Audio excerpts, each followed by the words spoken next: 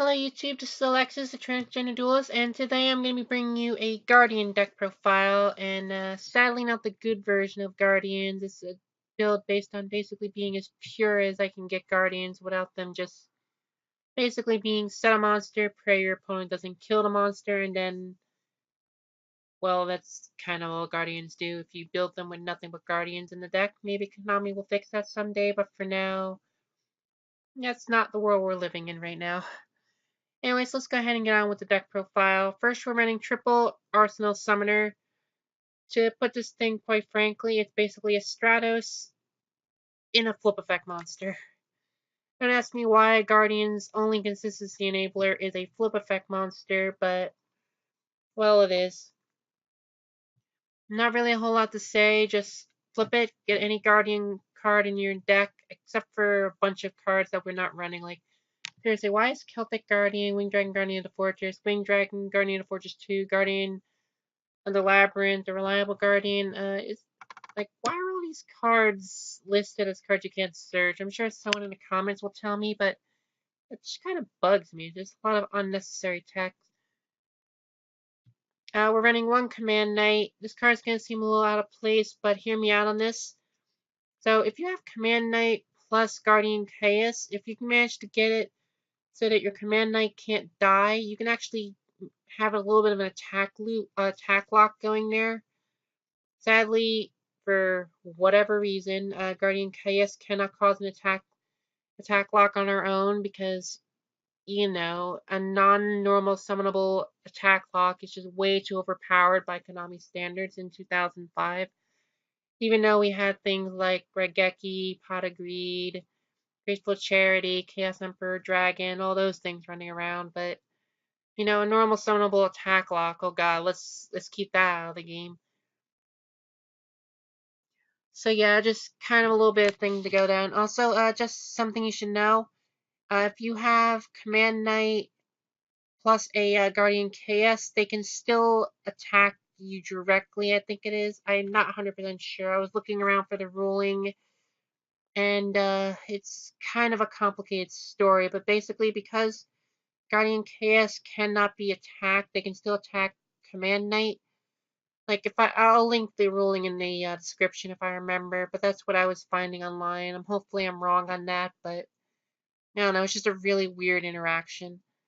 Next, we're running triple Guardian Seer, Soraya, Seal, whatever you want to call this thing. I gotta say, it's actually got a really nice artwork. I like the little thing it's got going on here. It's got his bow in his hand.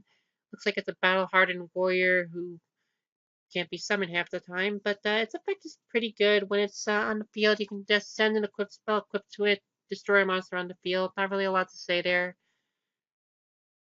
Like, if you wanted to, you could run some equipped spells that get effects from being sent to the graveyard, but the deck is already really gimmicky as it is, so I just use it to have spot removal once I get it on the field. Plus, I can just equip it with a equipped spell I need to summon out another Guardian, then remove the equipped spell to destroy a monster and try to attack my opponent for some damage. Doesn't happen a whole lot, but it's an option.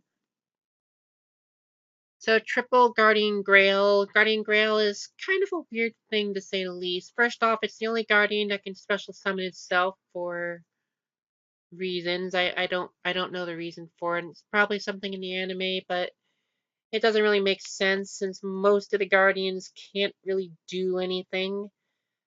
Like, you can only special summon when you don't have any other cards in the hand, and you can't summon your Guardian 95% of the time, so you're not really special summoning him all that much, but it does come up occasionally where you're like top deck it when you have a Gravity Axe on the field, and that's kind of nice. Triple Guardian Chaos, not a lot to say about her. She's unaffected by Regeki and can't be targeted for attacks, but your opponent can still attack you directly, so it's kind of annoying. And then we're running a bit of a large Speedroid engine, so we're running double Yo-Yo, triple Minko, one Red-Eyed Dice, one Tomborg, and then one Teratop. Basically, the reason for this engine here is just to quickly get around your opponent's monsters, give you a little bit of defensive options, have the ability to go into Power Tool Dragon, who's able to tutor out all of your equipped spells and give you a little bit of consistency.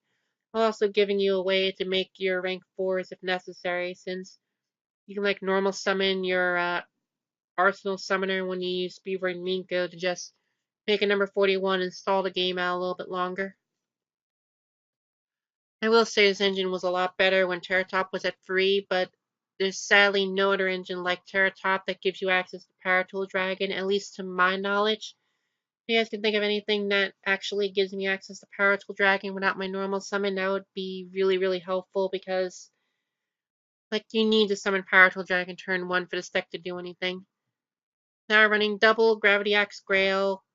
Not allowed to say. 500 attack point boost. Monster can't change its battle position. Pretty generic. One day of pizza. I mean, just stall for another turn. A lone copy of Pod Duality. I don't want to really run 2 or 3 of this thing because it doesn't really help me out if I'm trying to do the Speedrun engine. But it does help me out a little bit, so I keep it in there just as a one of. You could drop it for like a Monster Reborn, a Pod of Desires, or Card of Mine, whatever you really feel like playing. I wouldn't recommend Card of Mine still.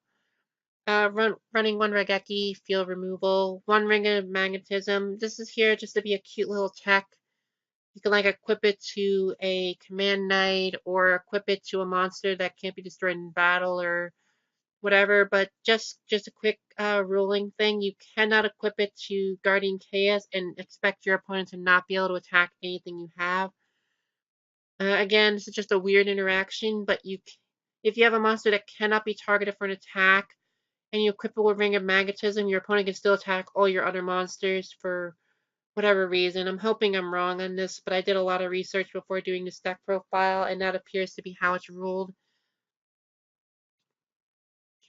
Next, we're running double Rod of Silence, which is actually pretty good in Violons. I'll quickly throw them up over here. Like, this card is actually really good in Violon just because it's an equip spell. It can make it so all your other equip spells destroy themselves. And what's the continuous spell? Yeah, Violon Element. It just allows you to continuously trigger Violon Element. So it's a pretty nice little combo enabler in Violons. In this deck, it just kind of allows you to normal summon one of your level 4 monsters that doesn't really contribute a whole lot. But you can equip it to like you can equip it to, what does it give? A 500 defense point. Yeah, you can equip it to like a command knight, put it in defense mode, and don't really think that does anything actually. I don't know, it's just like really subpar. All it does is prevent targeting on a monster. Like if it just flat out gave you immunity to spell cards like the original Guardian Caius has, it would be a lot better, but we can't have nice things. Triple Scapegoat, just here to have it be a defensive option. Be able to go in Burrow Dragon, go into whatever this thing's called, Negrusu. Really good card. Better than everything else in the entire deck. Running double Shooting Star Bow. Actually use this card as a both defensive and offensive option, as you can equip it to an opponent's monster and then beat over it. You can also use it to just attack your opponent for game if you have something that has any real attack points, which, I mean, if you have real attack points, why aren't you playing Guardians? Clearly, this is not the deck to be playing these sticks in because you can't summon anything. Next, we're running double Swords at Dawn. You can actually bump this up to 3, which I was originally doing, but when Terratop got hit, I had to bump it down to 2 in order to add in a third copy of Minko and a copy of Dimensional Guardian, which we'll get to shortly.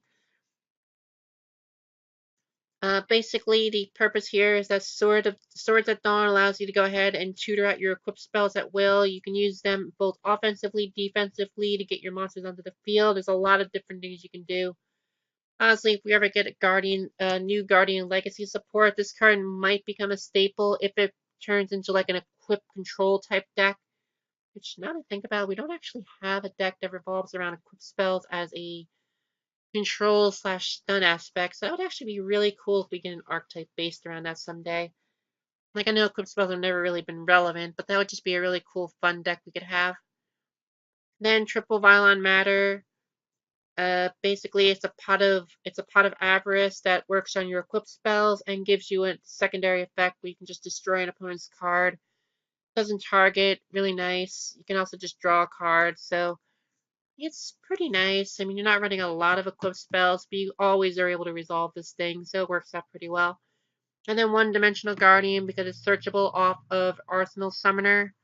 And you can go ahead and equip this thing to your Command Knight and make it so you have a attack lock if you can manage to get that going. You can also just equip it to a monster you don't want to get destroyed, such as literally any of your Guardians, because if your Guardian gets on the field, it's literally a miracle. So for the extra deck, just a bunch of level 7 synchros. The only one that's important is Powerful Dragon and maybe seven Sword Warriors. Powerful Dragon lets you get your equipped spells from your deck to your hand. Clear Wings just here for a defensive option. Powerful Mega Dragon just here because I figured why the heck not. And then Seven Swords Warrior is a way to burn your opponent and have spot removal, so it's pretty nice. Running a small Utopia package just to beat over monsters. Double number 41 because this deck desperately needs to stall as long as humanly possible. Borlo Dragon and a bunch of other Link monsters just to give you a little bit of offensive pressure with Scapegoat. Anything I should have to say here? Not really. So let me know what you guys think of my Guardian deck profile. It's not really meant to be taken seriously. It's just like a fun deck you can play at like table 500, or if you're playing against a friend, or you want to relive the days that somehow this deck beat Yu-Gi-Moto in the anime. Don't ask me how, it just did. Yeah. So let me know what you guys think. If you could find a way to make Powerful Dragon without the Speedroid package, let me know, and I'm signing out.